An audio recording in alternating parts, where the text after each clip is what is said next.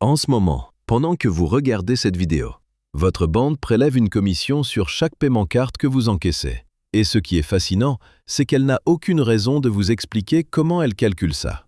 J'ai passé des années à travailler dans le secteur des paiements électroniques. J'ai vu des contrats de commerçants, des relevés de frais, des grilles tarifaires que les clients ne lisent jamais, parce qu'elles font 12 pages et qu'elles sont écrites pour ne pas être comprises.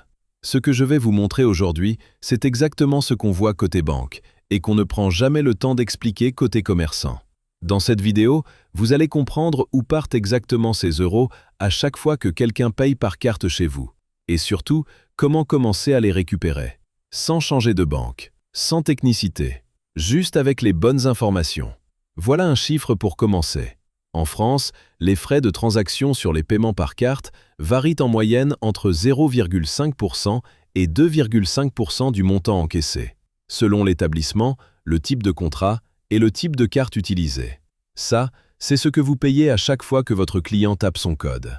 Maintenant, faisons le calcul ensemble. Si vous encaissez 200 000 euros par an par carte, ce qui est courant pour une boulangerie bien placée, un salon de coiffure ou un restaurant de quartier, à 1,5% de commission moyenne, vous perdez 3 000 euros. À 2%, c'est 4 000 euros. Et si vous êtes dans les mauvais contrats dont je vais vous parler dans une minute, ça peut monter à 5 000, voire 6 000 euros par an. Et le pire dans tout ça? Ces frais ne sont pas visibles sur votre compte courant. Ils sont déduits avant même que l'argent arrive. Vous voyez un virement de votre prestataire, mais jamais le détail de ce qu'il a gardé. Attendez, avant d'aller plus loin, regardez ça. Piège numéro 1. Le taux affiché contre le taux réel. Le premier piège, c'est le taux qu'on vous a vendu à la signature du contrat. Quand votre conseiller vous a dit « Votre commission, c'est 0,7% par transaction », il ne vous mentait pas. Mais il ne vous disait pas toute la vérité non plus. Voici comment ça fonctionne vraiment. Chaque transaction carte se compose en réalité de 3 couches de frais qui s'empilent. La première, c'est l'interchange. C'est la commission reversée à la banque du client, celle qui a émis la carte. Pour une carte de débit classique, c'est plafonné à 0,20%. Pour une carte de crédit, c'est 0,30%. C'est encadré par la réglementation européenne. La deuxième, c'est les frais de réseau, ce que prend Visa, Mastercard ou le réseau CB pour faire circuler la transaction. C'est entre 0,10% et 0,15% selon les réseaux. Et la troisième, c'est la marge de votre prestataire. C'est là que tout se joue. Et c'est là qu'il n'y a aucune limite légale. Concrètement, le 0,7% qu'on vous a présenté, c'est souvent une moyenne qui ne s'applique qu'aux cartes débit françaises standard. Dès qu'un client paye avec une carte premium, une Visa Infinite, une Mastercard World Elite, les frais d'interchange explosent. Et ça, votre contrat l'indique souvent en petits caractères à la page 8. Ce que la plupart des commerçants ignorent, c'est qu'en France, entre 30 et 40% des cartes en circulation sont des cartes dites premium. Autrement dit, sur 10 clients qui payent par carte chez vous, 3 ou 4 déclenchent automatiquement un taux plus élevé, sans que vous le sachiez, sans que vous le voyiez. Piège numéro 2. Les frais fixes qui s'accumulent en silence. Le deuxième piège, c'est tout ce qui vient en dehors du taux de transaction. Votre terminal de paiement, le petit boîtier sur votre comptoir, vous coûte probablement entre 20 et 40 euros par mois en location. C'est entre 240 et 480 euros par an, juste pour avoir le droit d'encaisser des paiements.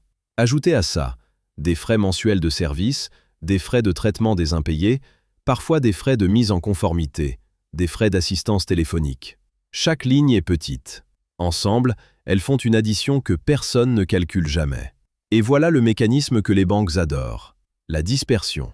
Quand vos frais sont éparpillés sur 4 ou 5 lignes différentes dans un relevé mensuel, certains en pourcentage, d'autres en montant fixe, d'autres encore en trimestriel, vous ne les additionnez jamais. Vous voyez 12 euros, puis 8 euros, puis une ligne que vous ne comprenez pas. Et le total reste flou. Ce flou, ce n'est pas un accident. C'est structurel. Je vais vous donner un exemple réel maintenant. Un chiffre qui va peut-être vous mettre mal à l'aise. Accrochez-vous. Prenons un exemple concret. Un restaurant. 350 000 euros de chiffre d'affaires annuel, dont 80% encaissés par carte, soit 280 000 euros de transactions CB par an. C'est un cas standard pour un restaurant de taille moyenne en France. Avec un contrat standard, le type de contrat que la majorité des commerçants signent sans négocier, avec un taux moyen réel autour de 1,5% une fois qu'on additionne tout, ce restaurateur paie 4 200 € de frais de transaction par an, auquel on ajoute la location du terminal, 360 € par an. Total, 4 560 € par an. Avec un contrat optimisé, négocié, comparé, adapté au profil du commerce, avec un taux réel ramené à 0,9% et un terminal moins onéreux, ce même restaurateur paie 2 520 € plus 240 €. Total, 2 760 € par an. La différence, 1 800 € par an. Sans changer de banque, sans investissement, juste en sachant quoi demander. Et pour une boulangerie qui encaisse 180 000 € par carte, un salon de coiffure à 120 000 € ou une boutique de prêt-à-porter à 400 000 €, le même calcul donne des économies entre 800 € et 3 500 € par an selon les situations. Ce sont des chiffres simples, des chiffres réels, pas de la théorie.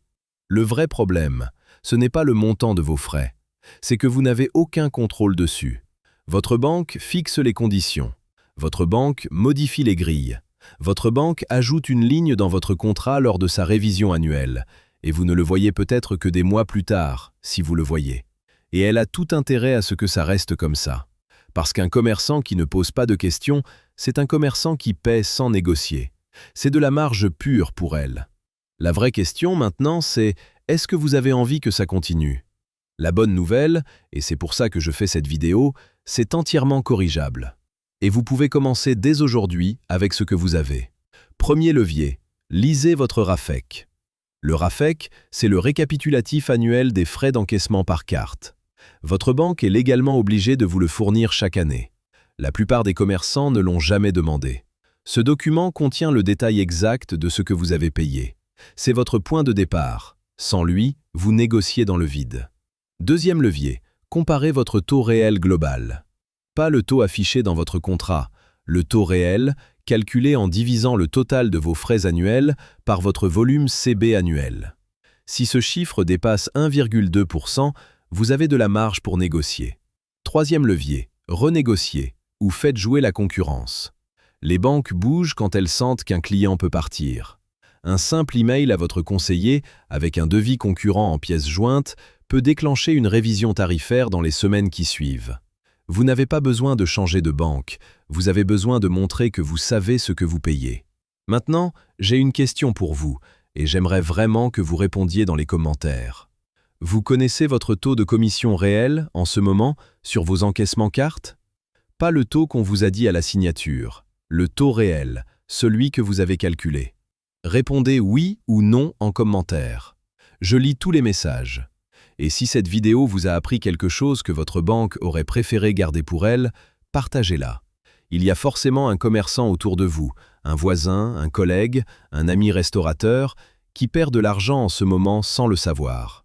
Cette vidéo peut lui faire économiser plusieurs milliers d'euros. À la prochaine!